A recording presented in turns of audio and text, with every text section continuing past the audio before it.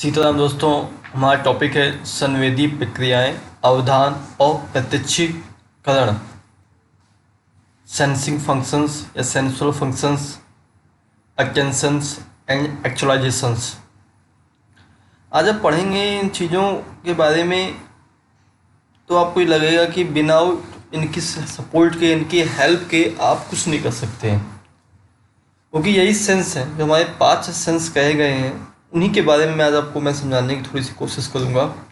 जो हमारी इंद्रियां होती हैं वो कैसे वर्क करती हैं, कैसे फंक्शंस करती हैं, इसके बारे में आज इस चैप्टर में हम पढ़ेंगे। हमारी से 5 ज्ञानेंद्रियां इसे बोलते हैं। क्या होती हैं? आँख, कान, नाक, त्वचा और जीभ। ये 5 इंद्रियां होती हैं। इनसे आप बहुत चीज़ें जानकारी हासिल करते हैं।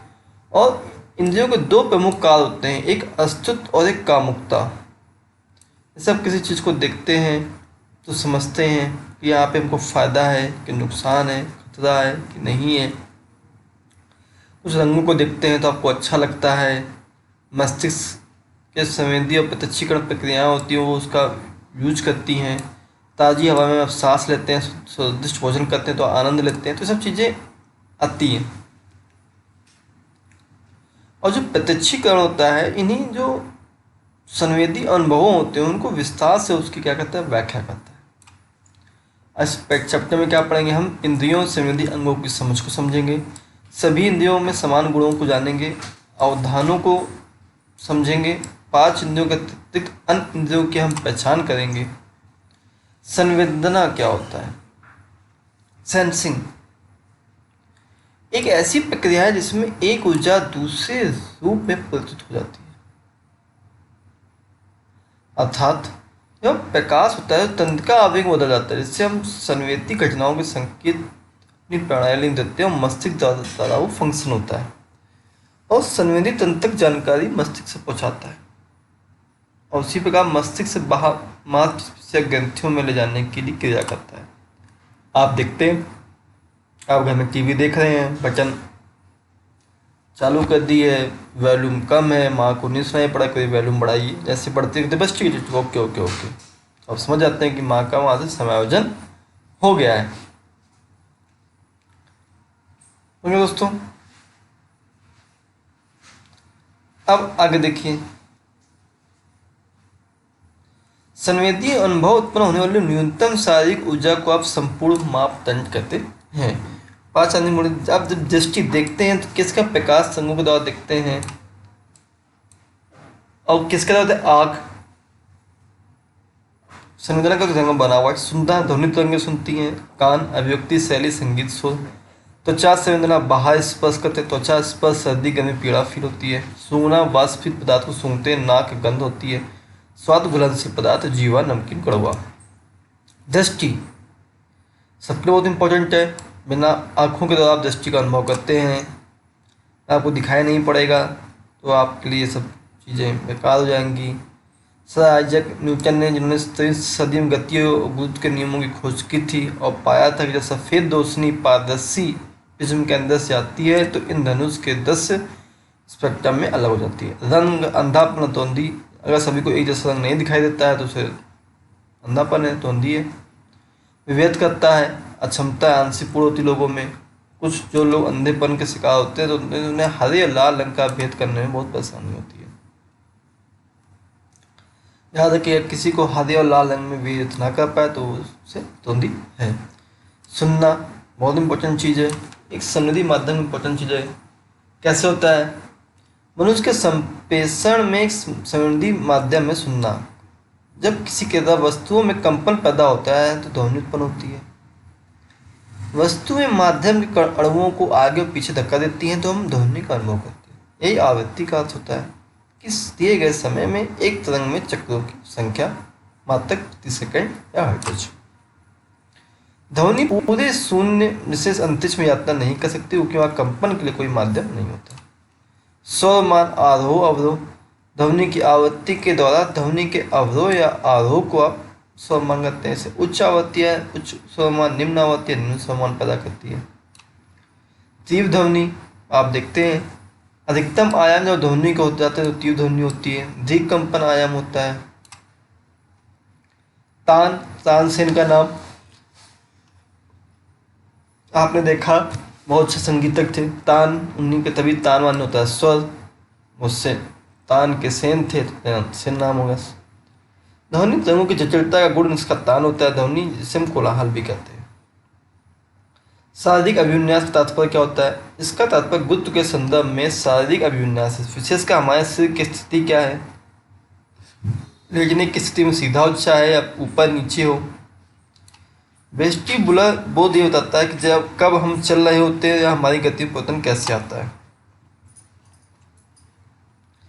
गंध का बोध जैविक रासायनिक क्रियाओं का एक क्रम होता है, तंत्र की आवेगों को उत्पन्न करता है और मस्तिष्क को भेजता है। स्वाद बोध कोशिकाएं होती हैं स्वाद प्राप्त करने वाली, स्वाद कलिकाओं में होती हैं, जीवा के ऊपरी तलों पर होती हैं। मीठे नमकीन का अनुभव उन्हीं के द्वारा होता है। स्वाद कलिकाएं चार होती है, खट्टा, मीठा, कड़वा और नमकीन, बता देते हैं आप। स्वाद कलिकाएं अधिक मद्यपान, धूमपान, अम्ल या गर्म खाने से क्षतिग्रस्त हो सकती हैं, उनसे दूर रहिए। त्वचा के बोध हमारी त्वचा में तंत्रिका का अंतिम सिरा होता है, हमेशा याद रखिएगा। जब किसी चीज़ को गर्म या ठंडा छूते हैं, संवेदना प्रकट करते हैं तो हटा लेते हैं, तो चीज़ें होती हैं। या आप भावनाओं को व्यक्त करते हैं तो स्पर्श करते हैं तो उससे त्वचा का बोध होता है, वो हमारा सेंस है। पीड़ा का बोध पीड़ा हानिकारक उद्दीपनों से शरीर की उत्तेजित प्रक्रिया है। तीव्र पीड़ा तेज अचानक उद्दीपन की प्रतिक्रिया होती है। प्रत्यक्षीकरण क्या होता है? एक्चुअलाइजेशंस क्या होता है? आप किसी चीज को अर्थपूर्ण प्रतिमान से कैसे उपयोग कर सकते हैं या हम इसके द्वारा प्राप्त करते हैं। और क्या होता है? क्रमबद्ध करता है, संवेदी जानकारी को एकत्र करता है, बाहर का चित्र प्रस्तुत करता है, और कुछ प्रत्यक्षीकरण जन्मजात होते हैं और कई अनुमानों के परिणाम स्वरूप होते हैं। संवेदन एक अवस्था होती है जिसमें तंत्रिकाएं क्रियाएं उद्दीपन व्यक्ति के बारे में जानकारी का संकेत देती हैं, और जो प्रत्यक्षीकरण होता है उसकी एक नेक्स्ट अवस्था होती है जिसमें एक वस्तु का एक आंतरिक प्रतिनिधित्व बनता है।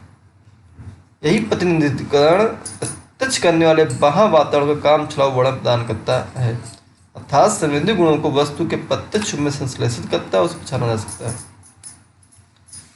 ये अवस्थाएं मानसिक क्रियाएं, आपने देखा आशाएं, विश्वास, ज्ञान आया, फिर पहचान, मानता, ये सब नीचे क्या गया, वस्तुओं का वातावरण उद्दीपन हुआ, आपने समझा उसको, फिर आपके संवेदी प्रक्रिया स्टार्ट हुई, फिर आपको संवेदना हुई, व्यवस्था गहराई अनुभूतता आई, फिर लक्षणों का आपने प्रत्यक्ष संश्लेषण किया, फिर भावों का विश्लेषण किया, फिर आपने पहचानता ज्ञान किया। ये प्रत्यक्षीकरण की प्रक्रिया है। व्यवस्था क्या? प्रत्यक्षीकरण एक व्यवस्थित प्रक्रिया होती है। समान रूप को आकृति भूमि व्यवस्था कहते हैं। जैसे आप किसी में जाते हैं, शादी पृष्ठभूमि पर उभरता है, आप इस फिगर पर देख रहे हैं। नियम क्या है? समीपता। तो आप किसी समीप होते हैं, दो चार लोग खड़े होते हैं, 14-10 फीट दूरी होते हैं, तो आप भांति दिखाई पड़ते हैं, एक प्रकार से व्यवहार करते हैं, तो सबसे अच्छी में आती है। समानता, निरंतरता, पूर्ति और समान क्षेत्र, या फिगर में देख रहे हैं। प्रत्यक्ष स्थिरता क्या होती है? वस्तु की आकृति, आकार, चमक का प्रत्यक्षीकरण समान रहने पर भी रचने पर बनी प्रतिमा बदल जाती है, इससे ही प्रत्यक्ष स्थिरता कहते हैं। सभी इंद्रियों में होता है।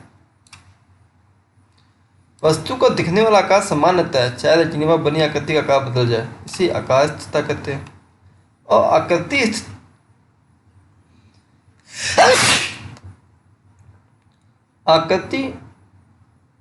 स्थिरता में आकृति स्थिर, चाहे रेटिना की आकृति बदल गई हो। अब गहराई का प्रत्यक्षीकरण क्या होता है? त्रिविमीय स्थान होता है, अर्थात दूरियों को निर्णय की क्षमता होती है।